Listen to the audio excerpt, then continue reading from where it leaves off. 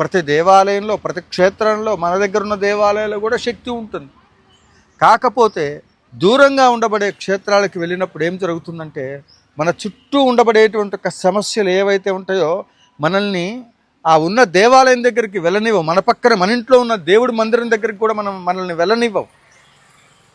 ఓపిక చేసి పట్టుదలతోనైనా చక్కగా ఇష్టదైవానికి సంబంధించిన రోజు మనం వెళ్ళగలిగితే భగవత్ అనుగ్రహం మనకి లభిస్తుంది. భగవత్ ఆరాధన మనం ఎంత ఎక్కువగా చేస్తే అంత అద్భుతమైనటువంటి ఒక ఫలితాలు మనం పొందగలుగుతాం.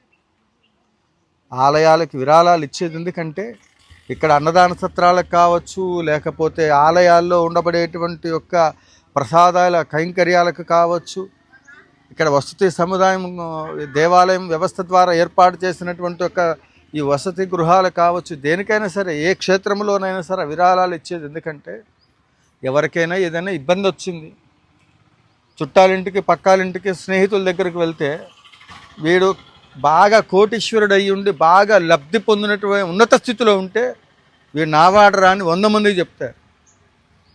సమస్య అనేటువంటిది ఉండి ఏమీ లేనిటువంటి వాడి స్థితిలో, సమస్యలో ఉన్నటువంటి వాడి ఇంటి ముందుకు పోతే తలుపులు వేసుకుంటారు. వీడి సమస్యతో ఉన్నాడు, వీడు మన దగ్గరకు వస్తే వాడి సమస్య మనకు వస్తుందో ఏమో అని. కానీ దేవాలయంలోకి వెళ్ళి చక్కగా మనం దర్శనం చేసుకుని పరిస్థితులు అన్నీ బాగున్నప్పుడు, ఓపికగా ఉన్నప్పుడు విరాళాలు ఇచ్చి మనకంటూ ఒక వసతి గృహాన్ని ఒక క్షేత్రంలో ఏర్పాటు చేసుకుంటే మనకు ఉండబడే ఆస్తులు పాస్తులు అవి ఉంటాయి.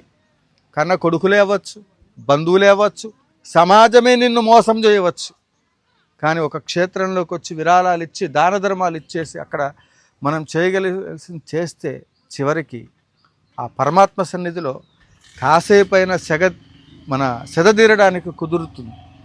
అందువల్ల ఇలాంటి వ్యవస్థలు వాళ్ళెవరో కట్టారు, పూర్వీకులు తపస్సు చేసి అని ఆగకుండా ఈ లోక క్షేమార్థం ఇంత అద్భుతమైనటువంటి ఒక క్షేత్రాలన్నీ కలగలిపి రాజశ్యామల సహిత దశమహావిద్య స్వర్ణ దేవాలయ నిర్మాణ మహాసంకల్పం త్వరగా సిద్ధించాలని, 90 ఎకరాల విస్తీర్ణంలో 16 దేవాలయాల నిర్మాణము, 1,00,000 గోవులు పెంచడం, ఇవన్నీ నేను సంకల్పం చేశాను.